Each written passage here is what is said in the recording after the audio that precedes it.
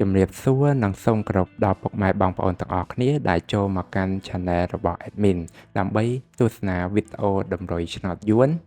សម្រាប់ថ្ងៃទី24ខែ4ឆ្នាំ2025សម្រាប់វេលាម៉ោង4កន្លះនិងម៉ោង6កន្លះដូច្នេះកុំបង្អង់យូរសូមពុកម៉ែបងប្អូនកលេចមកមើលតម្រុយ2លេខតម្រុយ2លេខ Admin គឺមានលេខ32 38 64 66សម្រាប់ប៉ោះ ABCD បន្ទាប់មកគឺខ្ទង់អូសខ្ទង់អូស Admin គឺអូសនៅខ្ទង់30និងខ្ទង់60សម្រាប់ប៉ោះ ABCD ដូចគ្នាបន្ទាប់មកគឺលេខពិសេសAdmin គឺមានលេខ579គុណ053គុណនិង267គុណ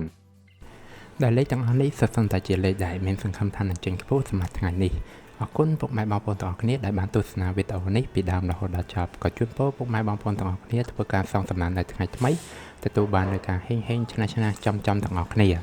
ជាចុងក្រោយ Admin សូមពុកម៉ែបងប្អូនជួយ Like Subscribe និង Share ដើម្បីជាកម្លាំងចិត្តដល់ Admin ផងនិងដើម្បីពុកម៉ែបងប្អូនទាំងអស់គ្នា